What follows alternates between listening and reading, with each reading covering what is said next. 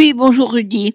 Je vais revenir sur la mort de Frédéric Leclerc-Imhoff, ce jeune journaliste de 32 ans, mais déjà correspondant de guerre expérimenté, envoyé spécial de BFM en Ukraine. Pour avoir été sur quelques fronts de guerre au Moyen-Orient, je sais que nous sommes toujours conscients des risques, mais que la prudence n'est jamais une garantie de survie. Mais cette guerre en Ukraine n'est pas comme les autres. On a beaucoup parlé d'une guerre de l'information. Parce que cette soi-disant opération spéciale des Russes, comme dit Poutine, repose dès le départ sur un mensonge du Kremlin qui répète que l'Ukraine n'existe pas, qu'une poignée de néo-nazis y a pris le pouvoir et que nous, les Russes, allons les chasser et rapatrier la pauvre Ukraine chez ses parents russes. Depuis le 24 février, jour de l'invasion de l'armée russe, le mensonge poutinien continue pour justifier les horreurs.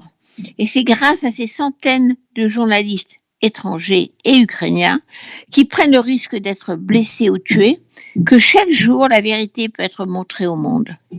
Même si le Kremlin hurle toujours aux fake news, raconte maintenant que Frédéric, le reporter d'images tué hier, était un mercenaire qui livrait des armes, je cite, le monde a vu les cadavres qui jonchent les rues de Boutcha, ville martyre.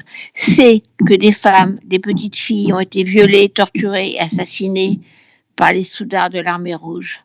Des hommes ont été décapités, jetés vivants dans des puits. C'est grâce à ces reporters qu'on voit les images des villes détruites par des pluies de bombes, où une mère et ses deux enfants, leurs petites valises et leurs chiens, gisant dans leur sang fauché en tentant de quitter Mariupol. Même si Poutine continue à radoter sur les nazis en Ukraine, le monde découvre, grâce aux journalistes, que la barbarie existe dans l'Europe du XXIe siècle et qu'il faut la combattre. Les Russes, qui se réclament tout le temps de la dernière guerre mondiale, ont d'ailleurs eu une idée. Ils ont envoyé des crématoires mobiles avec leurs troupes pour brûler les cadavres au fur et à mesure. La presse occidentale fait un travail indispensable, prend tous les risques. 8 journalistes étrangers ont été tués en 4 mois pour imposer la réalité des crimes contre les mensonges de Poutine. Frédéric Leclerc-Imhoff et son équipe de BFM TV étaient dans un véhicule civil, blindé, marqué humanitaire, dans un convoi humanitaire qui devait livrer de la nourriture et repartir avec des habitants fuyants par la seule route par laquelle on peut encore s'échapper, les villes jumelles de Lysychansk et Sieverodonetsk